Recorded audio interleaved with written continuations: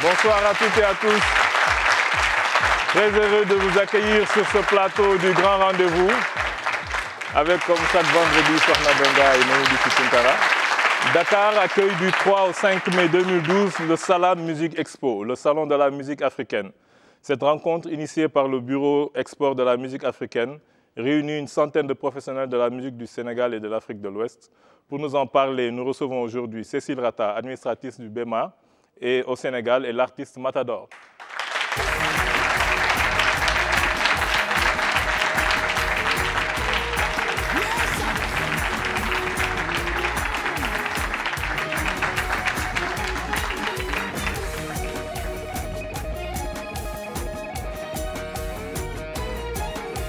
Comédien, caméraman, réalisateur, ce natif de Nguekokh a une filmographie déjà riche d'une dizaine de réalisations. Ce digne représentant de la nouvelle vague du cinéma sénégalais prépare un nouveau film sur le sort des fillettes victimes de violences, au-delà de la profanation, dont la sortie est prévue fin 2012. Nous recevons donc aujourd'hui M. Mbaye Magnang Diagne.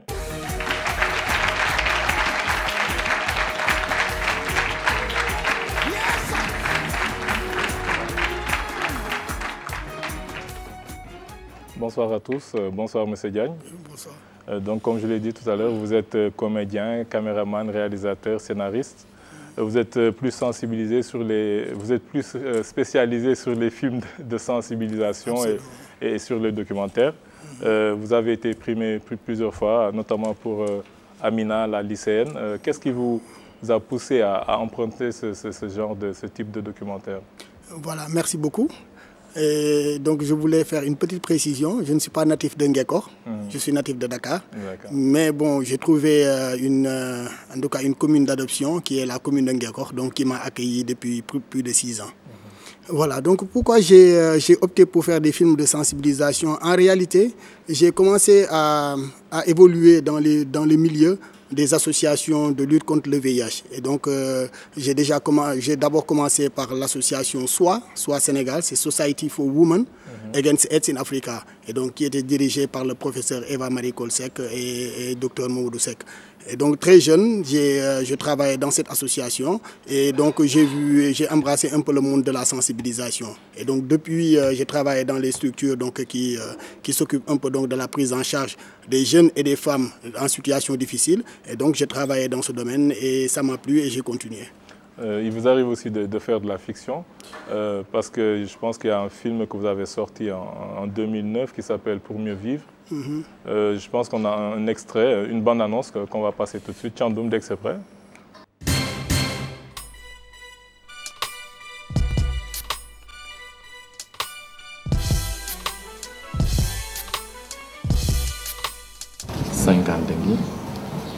D'accord. Qui 15 minutes. Vous savez, c'est tout ce que vous avez dit. Vous savez, c'est un peu dur. Kati. Kai.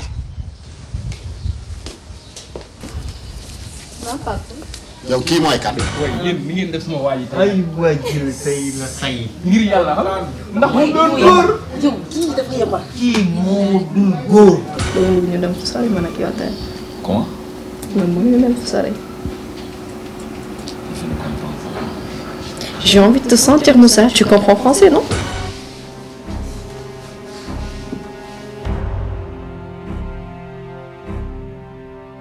Le fait que ngeen demandé mon conseil c'est un plus parce que dinañ leen wax ngeen def ba nga xamantene di ngeen minimiser lépp loo xamantene risque bu mën a indi jàllankoor ci seen biir àndandoo lay doon.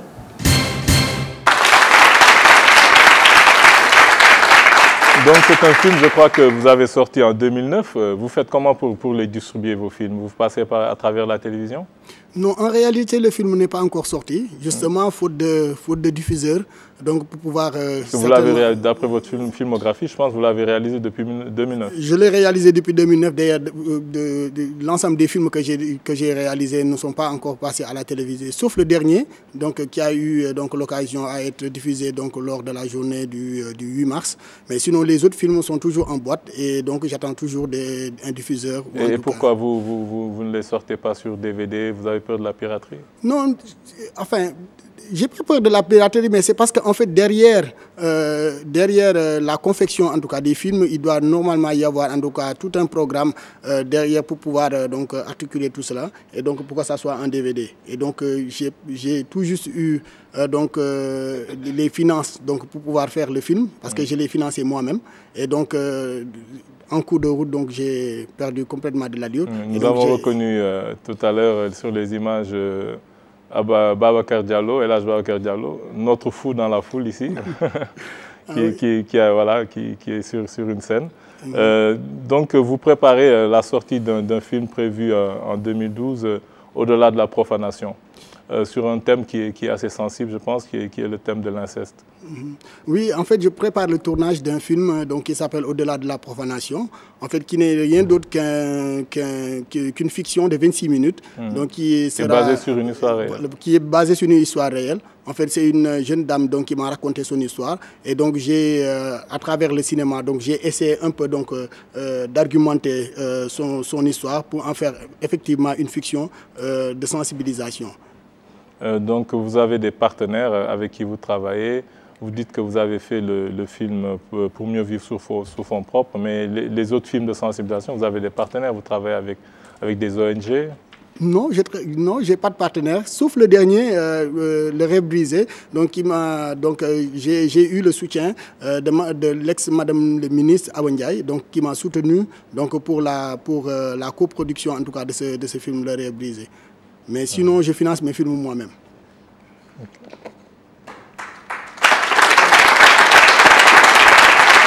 Sokhna Benga. Moi, c'est vrai que M. Mbaye a de très belles histoires. De très belles histoires, parce que ce sont des histoires quand même qui apprennent aux gens quelque chose. On sent réellement que vous avez quelque chose à dire par rapport à la jeunesse, par rapport aux maladies sexuellement transmissibles, etc. Mais mon problème, c'est une question que je vais vous poser. Vous avez un scénariste? Non, je n'ai pas un scénariste. Voilà, parce qu'en fait, on le sent dans le film, dans tous les films qu'on voit, c'est qu'il y a le scénario pose. Je rappelle qu'elle est scénariste aussi pour... Voilà, c'est pour ça d'ailleurs que je suis interpellée, parce que c'est vrai que quand on lit l'histoire, on se dit, on a toujours cette impression de manque quelque part. Donc ce manque, c'est par rapport au scénario. Et je tenais à vous le dire en vous disant que vos histoires sont tellement belles que moi, je me propose, quand vous ferez une histoire, que vous soyez prêts, que vous me donniez l'histoire, que je vous fasse le scénario, du moins que je vous donne les grandes lignes. Ça, je le ferai parce que vraiment, je suis triste quand je vois de très belles histoires comme ça qui sont gâchées par des flashbacks continus, qui sont gâchées par des ellipses, qui sont gâchées par énormément de choses qu'on aurait pu éviter. Il aurait fallu qu'il y ait un bon scénario derrière.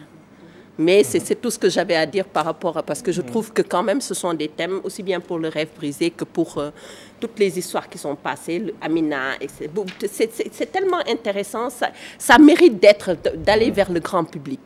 D'aller vers le grand public. Donc, je pense que c'est juste une question de peut-être distribution. Oui, en dehors de ça. Moi, j'ai regardé deux films, La Nuit Blanche et Le Rêve brisé. Et effectivement, c'est ça que l'on ressent, qu'il y a un véritable problème au niveau du scénario. C'est intéressant parce que quand vous faites vos histoires, qu'est-ce que vous vous dites? Je vais enseigner quelque chose. Est-ce que c'est ça qui est votre leitmotiv?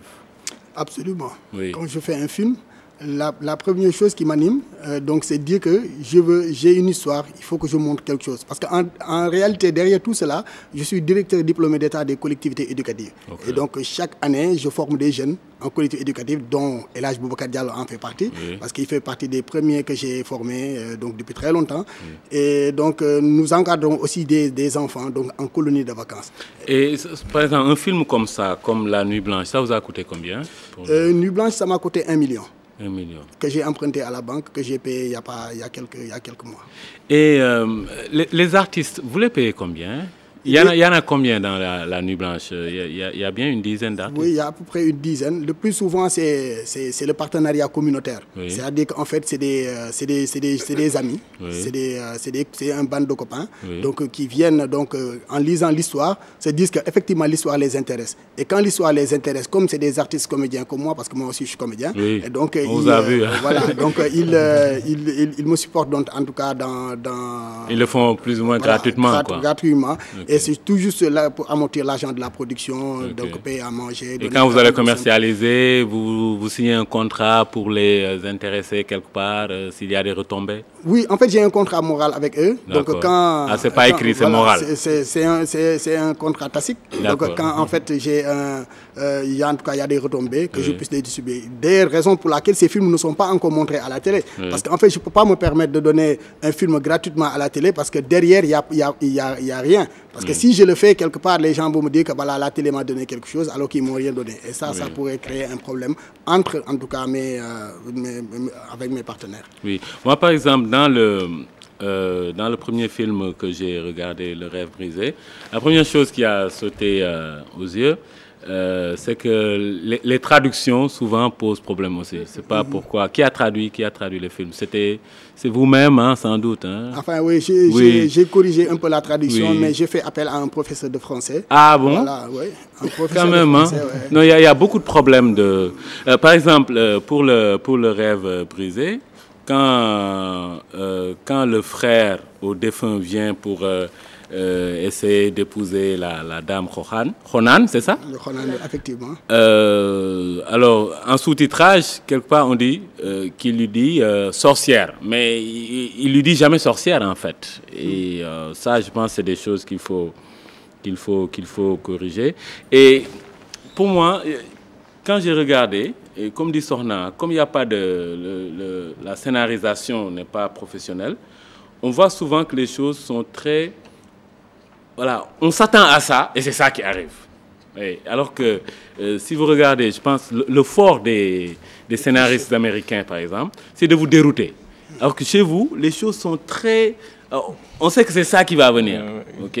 Par exemple... Comparaison n'est pas raison. Hein? Oui. Comparer tout de suite au cinéma américain. Ça... Non, je dis, leur force, c'est justement de dérouter, de vous apporter quelque chose à laquelle vous ne vous y attendiez pas. Par exemple, quand Tonton Tafa est harpangué par les filles, qui dit qu'il est intéressé par Awa, on sait voilà comment ça va finir. Alors, moi, je pense que, comme dit Sokhna, si le scénario était beaucoup plus percutant en termes de... Voilà, on surprend le téléspectateur, oui. Ça serait... Mais moi, je pense que c'est vrai que vous avez raison, mais en fait, moi, quand je faisais le film, c'était tout juste de donner, en tout cas, le maximum d'informations aux populations. Il faut comprendre que ce film, c'est un film de sensibilisation. C'est ça. Quand c'est trop compliqué, les gens qui regardent le film ne vont pas le comprendre. Mais justement, c'est parce qu'il n'y a pas de scénario que c'est trop compliqué. Par exemple, dans la nuit blanche, par exemple, vous abordez tellement de problématiques qu'on finit par s'y perdre. Vous parlez, par exemple, d'infanticide, d'enfants abandonnés, de filles qu'on exclut de sa maison, de grossesses prématurées. Il y a tellement de thématiques que finalement, on s'y perd. Par exemple, il y a une scène où on montre cette jeune fille qui enterre son bébé, après qui est menottée. Mais on ne sait pas d'où ça vient. Ça vient comme ça. Oui. En fait, en réalité, là, je voulais expliquer un peu... Donc, parce que moi, je suis contre les infanticides. D'accord. Comme tout le monde. Moi, je suis contre les infanticides. Comme tout le monde. Voilà.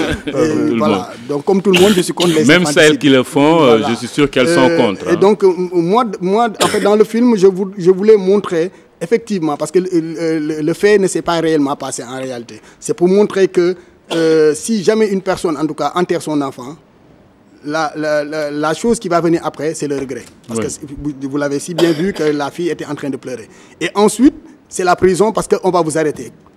Dans tous les cas, les personnes qui ont commis des infanticides ont été arrêtées. Et donc, c'est pour tout juste montrer aux gens qu'il faut changer de comportement et essayer de trouver, en tout cas, quelque part où... Mais les amener devant une porte. Voilà, et d'ailleurs, c'est la raison pour laquelle j'ai en tout cas donné une petite solution pour demander à la femme. Il faut poser l'enfant devant une porte. Certainement, une dame va récupérer cet enfant-là et va le lever. Mais ce qui est abandon d'enfant aussi, justement, c'est ça le problème. Parce que vous donnez une mauvaise solution. Entre deux mots, il faut choisir le moindre. Entre le mauvais et le pire, entre deux mots, il faut choisir le moindre. Mais c'est aussi illégal. Mais moi, je pense que si on règle le problème déjà d'infanticide, dans l'autre étape, on pourrait régler le problème effectivement d'abandon. Mais je pense que dans un premier temps, tuer son enfant est encore pire que d'abandonner son enfant. Oui, mais c'est ça que je dis, c'est entre le mauvais et le pire. Non, mais je pense que maintenant, il y a des gens qui recueillent, voilà, comme la pouponnière, par exemple, comme la rescousse, voilà, exactement, etc. Alors, moi, je pense que ce que vous faites, c'est tellement bien de voir.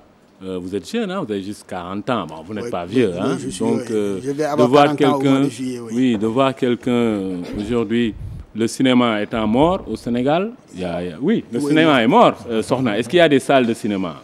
Les salles sont fermées, sont devenues des centres commerciaux. C'est pour ça que le cinéma est mort au Sénégal. Donc, qu'on voit des jeunes Sénégalais comme vous prenez votre argent, votre temps, votre énergie, vous investissez ça pour le cinéma.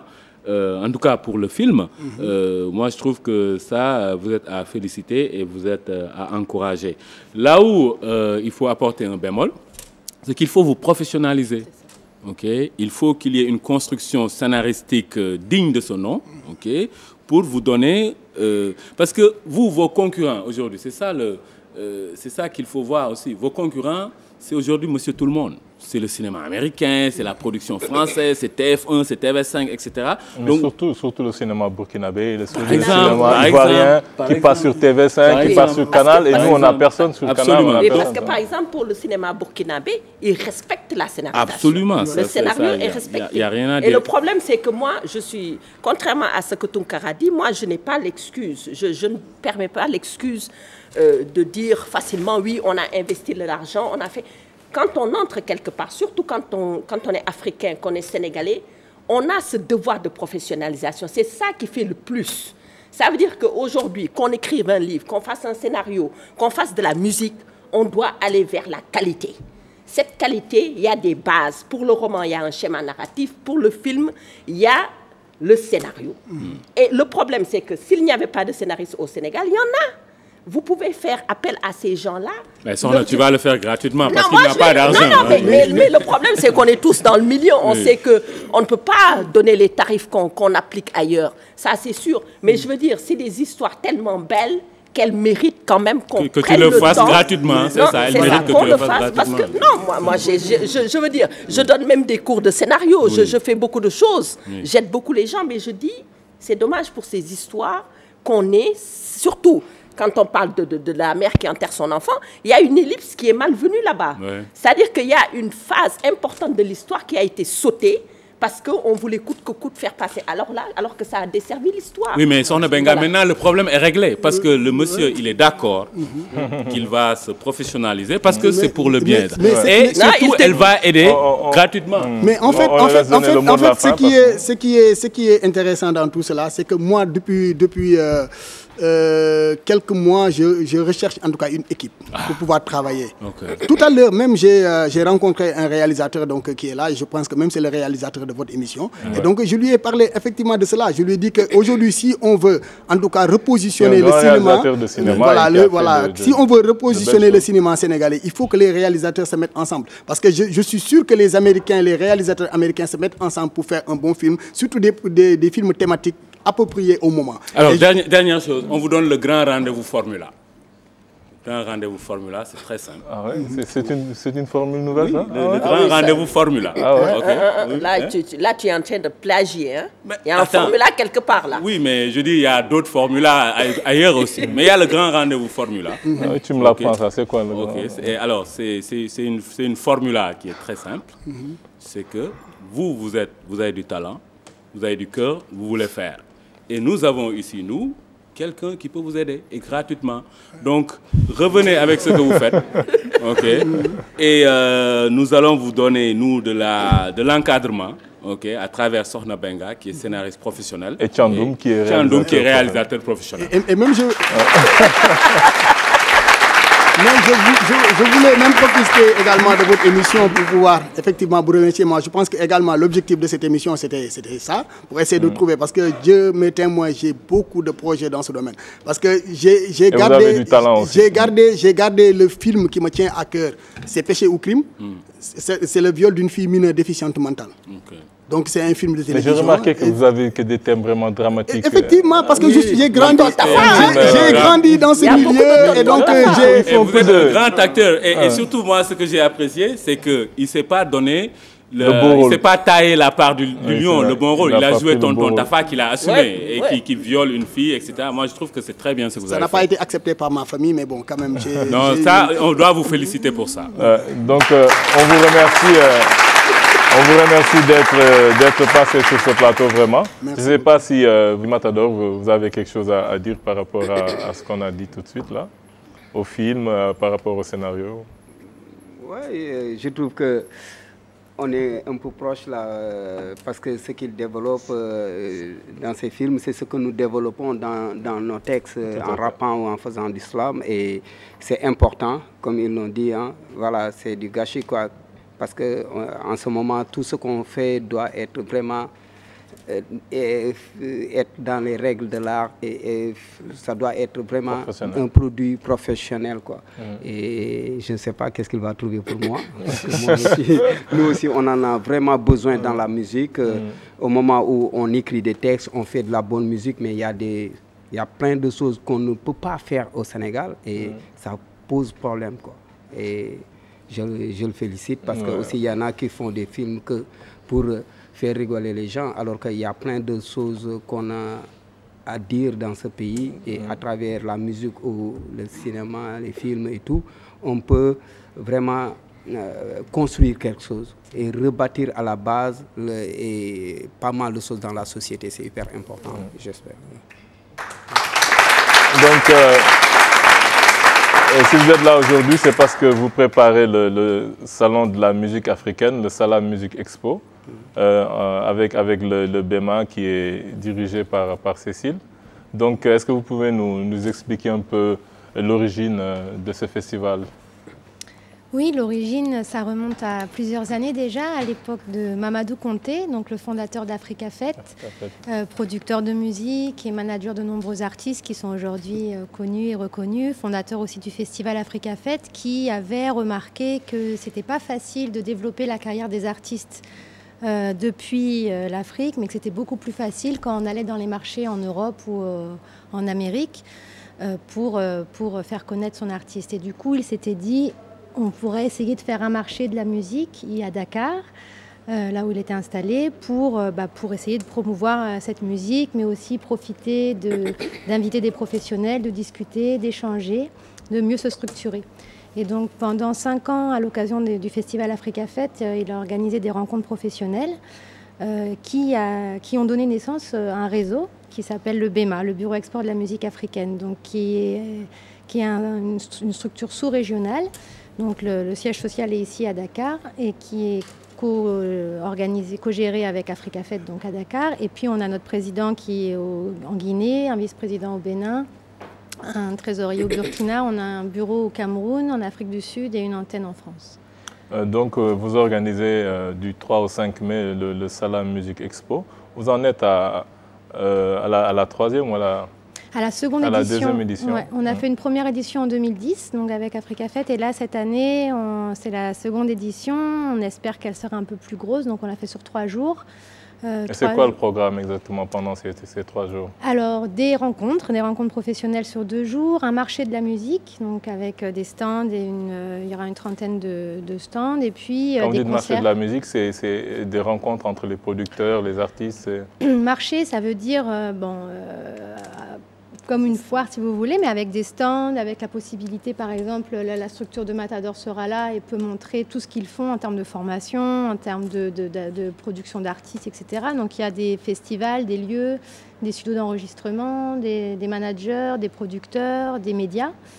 Tous les métiers qui entourent l'artiste. Il y a aussi des gens qui travaillent dans le merchandising qui seront là. Donc voilà, on n'a pas encore eu l'occasion de faire vraiment de marché de la musique. Et donc notre stratégie, on a essayé de faire des petits salons dans différents pays, en Bénin, Guinée, Burkina, Sénégal, pour voir si ça marchait, si ça intéressait les gens. Et puis là, on a vu qu'il y avait une demande. Et voilà, donc on essaye de recommencer ça. Et bien sûr, c'est ouvert au public. C'est pas que entre professionnels. C'est pour les professionnels, mais c'est aussi pour le grand public. C'est pour ça qu'on fait 24 concerts sur 3 soirs. Donc, à l'issue de chaque salon, je pense que vous sortez des compilations. Donc, ce sont des compilations qui ne sont pas à vendre. Voilà, c'est des compilations promotionnelles donc qui sont pour les journalistes, les médias, les producteurs, les programmateurs, les diffuseurs. Est-ce que vous parvenez à travers ces compilations de trouver des producteurs pour les artistes? Est-ce que vous avez des retombées? Oui, on a des retombées. Bon, déjà, ça permet au son de pouvoir passer dans les radios, les médias, etc. Ça fonctionne bien parce qu'on les distribue.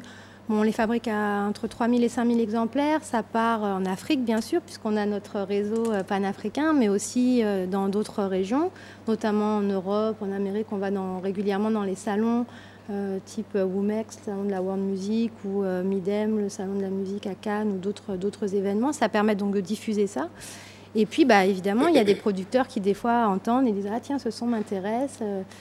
Passe par nous et nous on fait le relais dans ces cas-là. On permet, ça c'est arrivé plusieurs fois qu'il y ait des sons qui passent dans d'autres compilations ou alors carrément des artistes programmés. Oui, ça c'est... Est-ce qu'aujourd'hui, les artistes qui se plaignent beaucoup, qu'il y a un problème de diffusion, il y a un problème de vente, il y a un problème de... il vient juste de le souligner. Aujourd'hui, il y a le problème du piratage.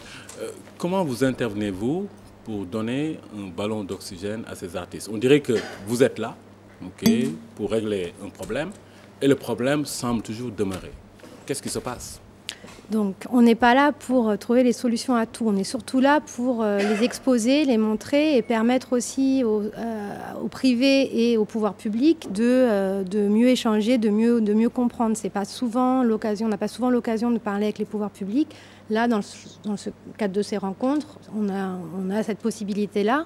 On a aussi la possibilité de réunir tout un tas de syndicats des producteurs, syndicats des artistes, qui œuvrent tous dans un même objectif, c'est mieux respecter la propriété intellectuelle, mieux protéger les artistes, toutes les protections sociales, mieux diffuser la musique, mieux... Mais Cécile, on a envie de vous poser la question, ça sert à quoi finalement? Si vous êtes là et les artistes se plaignent toujours, le problème de la propriété intellectuelle est toujours intact, le piratage est toujours là, on va vous demander ça. Vous servez à quoi? Parce que ces artistes, eux qui veulent vivre de leur art, qui ont besoin effectivement de diffuser, de vendre, etc., qui ont besoin de canaux qui sont effectifs, qui sont efficients pour vivre de leur art, n'arrivent pas à le faire. Et il y a des structures comme la vôtre, vous êtes là, vous donnez un plateau à tous ces gens-là pour se rencontrer, mais on va vous demander, vous servez à quoi finalement? Parce que le problème, comme vous dites, vous n'êtes pas là pour trouver des solutions. Vous êtes là, alors pourquoi? J'ai dit qu'on n'est pas là pour trouver les solutions à tous les problèmes et à tous les mots. On est là pour les montrer. Pourquoi jusqu'à présent, les artistes se plaignent toujours? Pourquoi ce problème-là, on n'arrive pas à trouver de solution à ça? C'est pas qu'on n'arrive pas à trouver des solutions, c'est que c'est un milieu qui manque de structuration. Il y a un gisement musical, artistique incroyable au Sénégal, en Afrique en général, mais c'est vrai que le marché n'est pas très organisé. Qu'est-ce que vous proposez pour régler le problème, vous, dans votre structure? Nous, ce qu'on propose, c'est de pouvoir comparer ce qui existe déjà, ce qui marche, et de pouvoir le témoigner, essayer de l'appliquer. Deuxièmement, c'est de pouvoir faire des événements musicaux où les artistes qui se plaignent toujours de ne pas pouvoir jouer. C'est vrai qu'au Sénégal, les artistes n'ont pas beaucoup l'occasion de jouer en live devant des scènes de 5 à 10 000 personnes. Donc là, c'est l'occasion aussi pour ces artistes de pouvoir se produire. Et en plus de pouvoir se produire, devant les médias comme la 2S, comme les médias qui sont ici, mais aussi devant des producteurs internationaux qui font le déplacement, qui viennent et qui sont prêts peut-être à découvrir une nouvelle star. Donc finalement, ça, quand vous n'étiez pas là, on le faisait. Donc vous êtes là, on le fait, il n'y a pas de solution, mais ça pose problème. Maintenant, aujourd'hui, est-ce que, avec les nouveaux types de canaux pour diffuser, je parle de l'Internet, le téléchargement musical. Aujourd'hui, la référence, c'est combien de vues sur YouTube, par exemple. Les artistes africains sont absents à ce niveau-là. Quand vous allez sur YouTube, on va vous dire, par exemple, l'artiste le plus téléchargé ou le plus de vues, c'est Lady Gaga, par exemple. 1 milliard de vues. C'est, je ne sais pas, Justin Bieber, c'est 700 millions de vues. Mais nous, les artistes africains sont absents. Est-ce que vous leur dites aussi, vous mettez le doigt sur la plaie pour leur dire, mais écoutez, les gars, produisez des choses qui sont vendables, des choses qui peuvent être vues de manière, je dis, substantielle sur le net. Parce que là-bas, vous les artistes Matador, sur le net, quand on parle de vues sur YouTube, là, il n'y a plus de piratage. Là, il n'y a plus de problème de droit de propriété intellectuelle. Est-ce que ce que vous avez fait est bon ou n'est pas bon? C'est ça le problème. Maintenant, vous, est-ce qu'au niveau de votre bureau, vous mettez le doigt sur la plaie pour dire aux artistes africains, vous êtes en concurrence avec aujourd'hui tout le monde. Est-ce que vous produisez des choses qui sont à même de concurrencer de manière conséquente tout le monde là? Non, il y a deux choses. Tu veux répondre? Oui, je veux répondre par rapport à ça, parce que aussi, c'est comme j'ai dit tout à l'heure, on se bat artistiquement, on sait que le talent est là et tout, mais il y a des choses qui, si ça manque, tu ne peux pas concurrencer ces gens-là. Par rapport à la production, par exemple, tu fais... je ne parle même pas de communication. Tu fais tu fais ta musique, tu enregistres, tu peux faire les mix et tout. Mais imagine dans un pays comme le Sénégal, tu ne peux pas avoir un bon mastering. Tu es obligé d'aller en Europe. Et on est en compétition avec ces gens-là. Ils ont des outils que nous n'avons pas ici. Comment on va pouvoir... La communication, là où c'est important, c'est la communication... Quand ils parlent de vue, c'est que les gens, lorsqu'ils regardent des clips ou sur Internet, c'est qu'ils font des recherches sur la personne. Ça veut dire qu'ils connaissent déjà la personne. Ça veut dire aussi que la musique, elle est bonne. Hein? Parce qu'ils connaissent la personne. C'est ça. Parce que comment on va rechercher quelqu'un qu'on ne connaît pas? On ne peut pas tricher avec la musique. Si c'est bon, il y a le bouche à oreille, on voit, il y a des gens... Le bouche à oreille de Dakar à... Oui, bien sûr, il y a le buzz qui se fait. À Los Angeles, quand quelqu'un produit quelque chose qui fait tilt, il y a un buzz. Mais imagine, aux États-Unis par exemple, tu parles de Lady Gaga, mais quels sont des gens qui sont derrière Lady Gaga pour qu'on puisse écouter sa musique? C'est Akon qui est sénégalais. Mais bon, je ne parle pas d'Akon, mais l'industrie qu'elle a derrière, quoi. Est-ce qu'on a ça ici? Non. Parce que aussi, c'est vraiment, c'est pas voilà, un matador qui va pouvoir faire tout ça. C'est des gens, des professionnels, parce que quand on parle de Lady Gaga a commencé quelque part où elle était inconnue et elle a fait ses preuves et elle a eu maintenant... Mais il y a combien de Lady Gaga qui ne sont pas encore connus? Mais il suffit d'avoir cette machine-là derrière, demain ils seront connus. Matador, moi je voudrais que vous regardiez la chose de manière inverse. Ok? Vous avez du talent, vous produisez quelque chose qui fait le buzz. Et en ce moment, mais toute l'industrie musicale va venir vous supporter. Si vous faites des choses qui sont... Mais il n'y a pas d'industrie au Sénégal déjà. Non, mais même cette industrie internationale, on a vu ici les Djedje Diouf qui sont passés, mais qui aujourd'hui ont signé de grands... Mode Diouf. Mode Diouf qui a signé un contrat avec une grande maison de production parce que il a produit quelque chose de valable. Si les musiciens produisent des choses... Parmi les centaines de milliers de musiciens sénégalais, donc je dirais que... Mais il y en a qui produisent des choses qui sont pas valables. Oui. Maintenant que vous avez la parole, on va en venir à vous parce qu'on voulait d'abord terminer avec Cécile. Mais bon, donc vous faites partie de ce festival, donc vous devez vous produire, je pense, le 5 sur les allées du centenaire.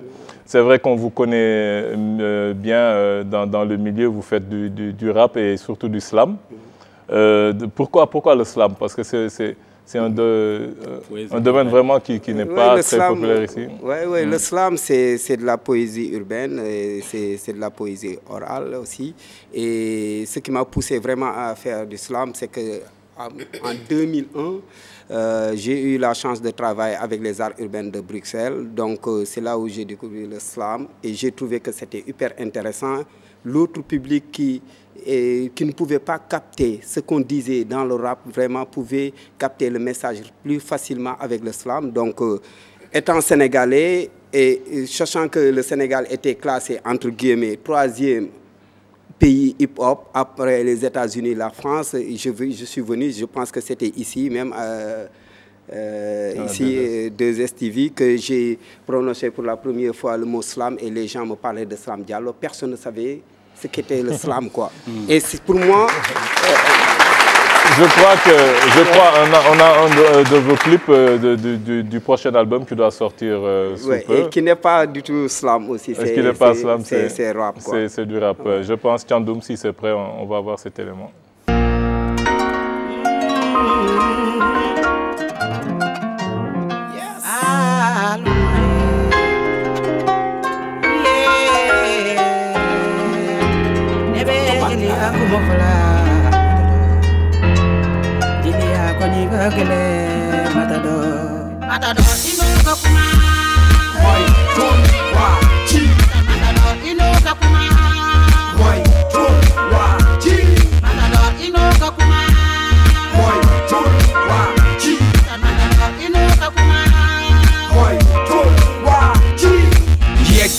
wala di waaja yéeg kii yaa ngi mel ni golo ci taatu garab yi fuñ la fekk yaa ngi ci taatu jigéen ñi noggatu xale yi lambatu mag ñi doxaan ba dajal jeexal nga sa maas yi xaar ba kër gi wee woo mbindaan mi tas sërëm tàmbale lambatu ay cërëm sëgal ci lavabo ñett loo sam wala tëral ci karo yi toj këram nobante élève ak professeur am may ko 18 dugg 18 am ak jipam sumi tubayam tekk seen biir ubbi braquette wàcce caleçon woo secrétaire aj ko ci table dem loo ko teer tey say secrétaire mooy tun waa ci mooy tun waa ci mooy tun waa ci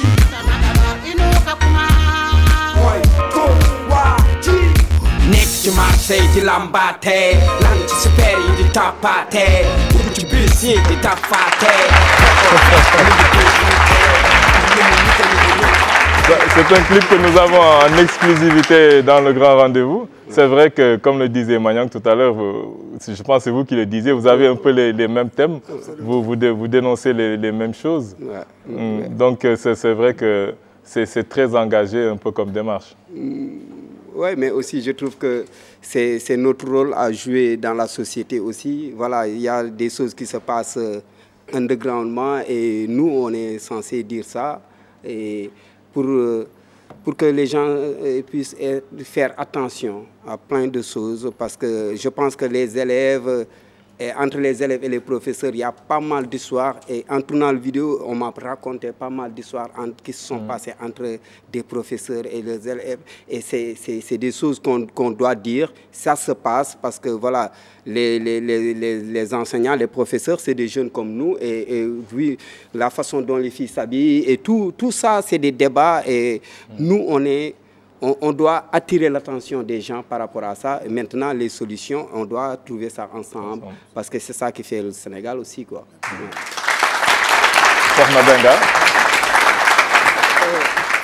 Je voulais juste rebondir, peut-être pour lui faire un clin d'œil.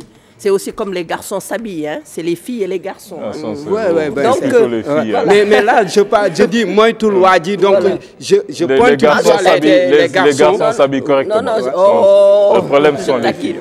Donc je voulais en fait demander, parce qu'il y a une phase qui concerne le colloque, les documents qui sont, parce qu'on parle quand même de sujets très sérieux comme la protection sociale des acteurs culturels, l'implication dans les politiques culturelles et tout.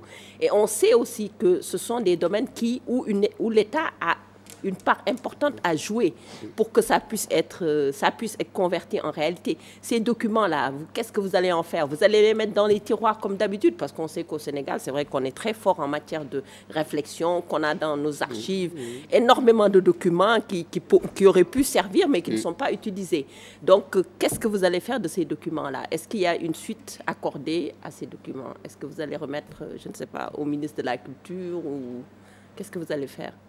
Alors justement, les thèmes abordés sont des thèmes concrets. Comment les artistes aujourd'hui peuvent se protéger. Avant tout, il leur faut un statut de l'artiste qui doit être reconnu effectivement par l'État, puisque c'est l'État qui légifère. Toutes les études ont déjà été faites. Il y a beaucoup d'études, comme vous dites, qui ont été faites, beaucoup de dossiers qui ont déjà été amenés auprès des pouvoirs publics.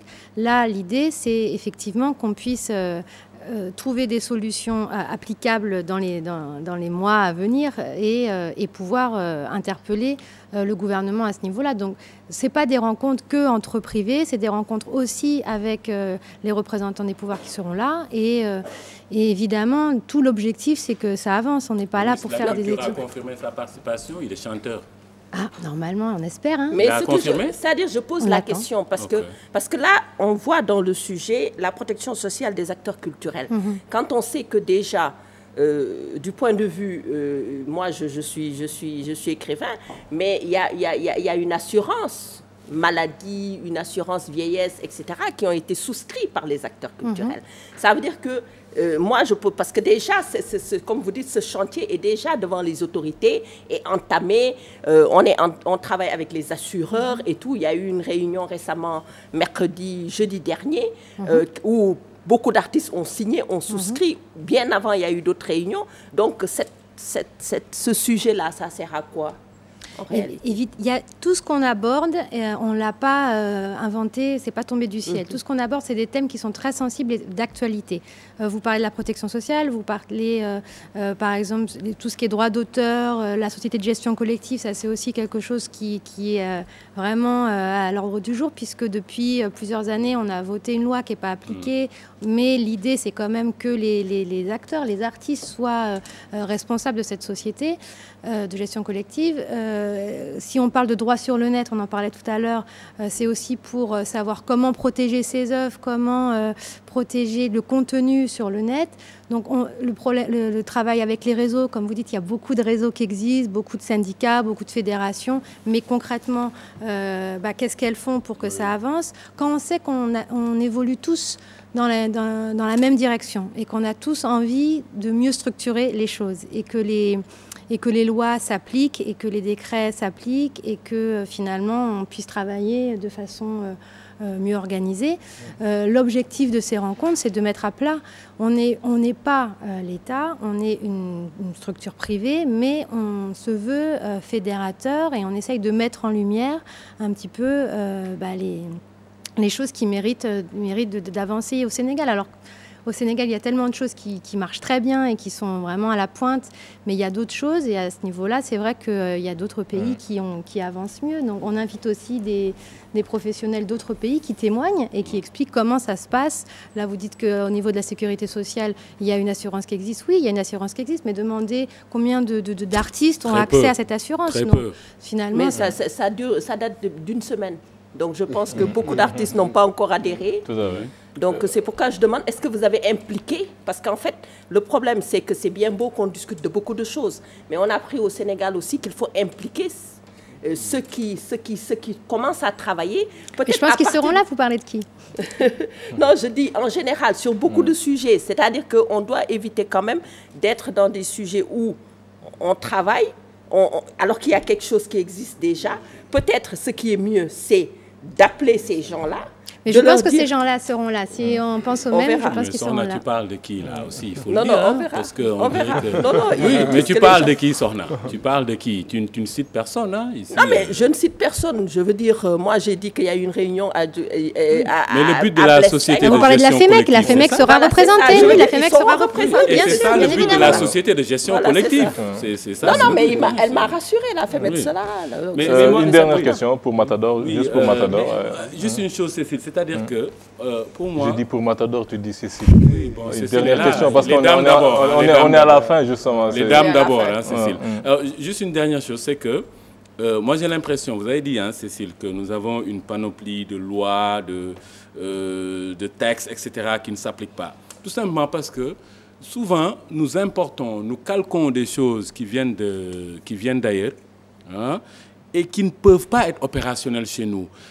Il nous faut impérativement commencer à voir les choses de manière beaucoup plus endogène. Ne pas systématiquement voir, parce qu'on parle là-bas de droit d'auteur de manière vraiment occidentale qui peut être appliqué chez eux, mais il nous faut voir, nous, ces droits d'auteur-là, par rapport à nos réalités, comment les adapter. Sinon, on va toujours courir derrière des lièvres qu'on ne pourra jamais. Je ne suis pas du tout d'accord avec vous, parce que la loi qui a été faite, elle a été très bien pensée. Et elle est, pourquoi elle n'est pas effective, alors? Elle est mieux même que la loi française. Pourquoi n'est-elle pas effective? Pourquoi on court toujours derrière les droits d'auteur? Pourquoi aujourd'hui? C'est le décret d'application qui n'a pas été voté. Ce que je dis, c'est très simple. Les décrets d'application, tout ça, c'est du papier, c'est de la paperasse. Mais dans la réalité concrète, Matador, ne vivez-vous pas ça depuis que vous êtes en train de produire? Il nous faut impérativement commencer à réfléchir. Tant que les gens ne payent pas, je pense voilà. que donc c'est un autre débat. Ça ne veut rien dire. Tant que les gens ne payent pas, à part les télés, les radios, les boîtes de nuit, les restaurants...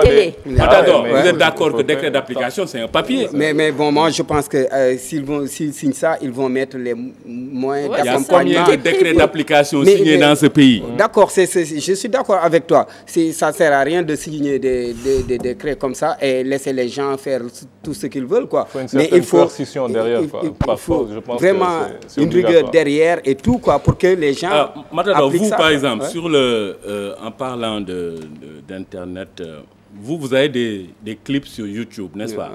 Vous avez combien de vues? Vous avez comptabilisé ça? Non. Non? Honnêtement, non. Ok. Alors ça, je ne m'occupe même pas de ça. Il y a des gens qui s'occupent de ça. Il faut... Ces gens-là, ils ne vous rendent pas compte? Si. Ok. Et donc, mais il y a actuellement, combien de vues? je ne sais pas exactement, parce que ça fait 2 semaines, et pas aux dernières nouvelles, vous avez combien de vues? Ok. Alors, ça c'est intéressant, parce que aujourd'hui, toutes ces choses-là ont évolué.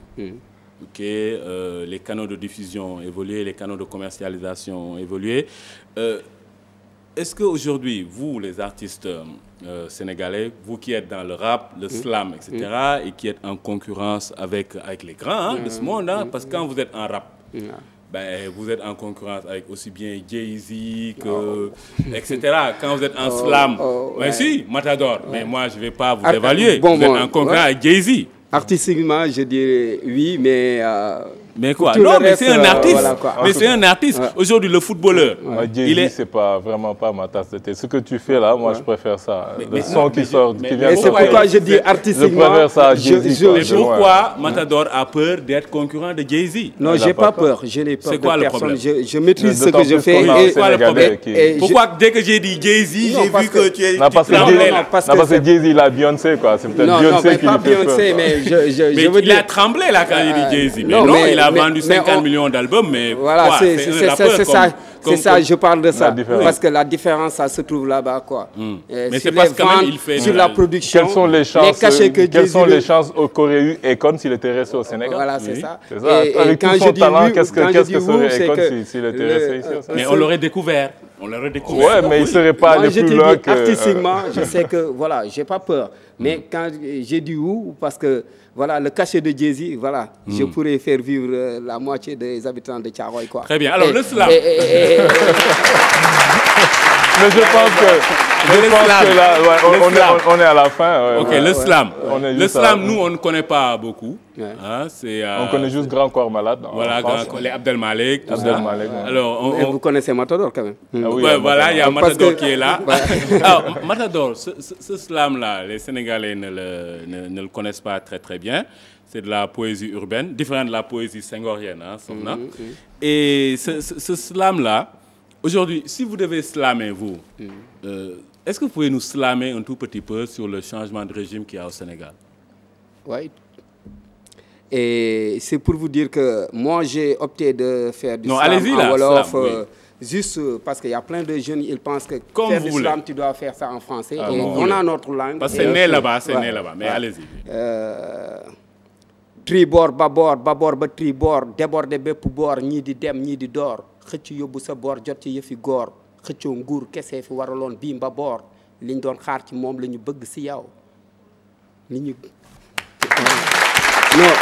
je sais pas, si vous voulez, je continue. Si vous voulez, je continue.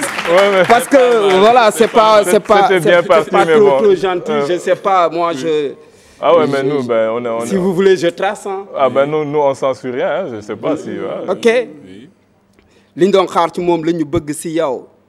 fi ñu jaar ak moom duñ fa yegg ak yow xaaj ba xaajaat xaaj ba duñ ko dund ak yow mafia politique mel ni Machiavelli Macky Sall welli xaritu démb ennemi tey ennemi démb tey ñooy say ami Matador dab la samp la micro nit ñu sampe woon ci encre indélébile suñu baaraam teg fa sa baaraam xaar APR soppaliku PDS new look yokk sa ñuluk sóoraale ñoo ngi toog di la luuk du ñu dawal ak yow sentiment centimètre sentiment yi ñu dawal ak sa maître jénn fi ji koy traite ñu wàcc si mbedd mi tuur suñu deret neex naqari bañ bëgg amul yox-yoxi xaan-xaani rokk mi rokk rokkaani mi rokki président république bi wala président askan wi jaamu séeréer yi wala buuru tukulóor yi.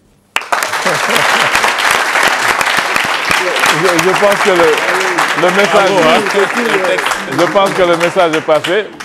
Donc si vous pouvez un peu rappeler peut-être l'agenda de ce festival du 3 au 5. Oui, l'agenda et la programmation. Donc jeudi, rencontre professionnelle à l'Institut français et le soir, on accueille 2 groupes, Jomion du Bénin et Petit Candia de la Guinée, puisqu'on a aussi invité des groupes étrangers. Le vendredi, les rencontres à l'Institut et le soir, on s'en va à Doutasek pour un concert et des projections. On accueille l'Orchestre National, Keloumak, qui vient de Casamance, les Dizzy, Ombre Zion, Sidi Sam, Takefa et Carloudi. Et puis le samedi, 2 temps, le marché de la musique à Doutasek avec des concerts dans l'après-midi. Donc là, on a plutôt donné la chance aux jeunes artistes. Angélique Dione, Adi Guissé, Balal, Fulgence, Empathé. Minus, qui fait aussi du slam, Orchestre Guneyi, Sedina Ndiaye, Lergui et Papnyang. Et puis le soir, on s'en va sur les allées du Centenaire. Il y aura Alienzik, Nash, qui vient de la Côte d'Ivoire, Matador, bien sûr, aussi. Smarty du Burkina Faso, Yorondiaï et notre parrain Omar Pène. Et le grand rendez-vous Et le grand rendez-vous. Donc nous vous remercions d'être passés sur ce plateau. Nous vous remercions Matador. Sambi mom nice quoi. Merci. Nous remercions aussi Manyang Diagne, vraiment, qui a beaucoup de talent et nous vous souhaitons vraiment une bonne continuation. Merci, merci à la 2STV. Oui, c'est nous. Nous allons recevoir dans la deuxième partie Oustaz Alioune Sall et le Djawriñ universel des Thiantakoun. À tout à l'heure, Inch'Allah. Merci.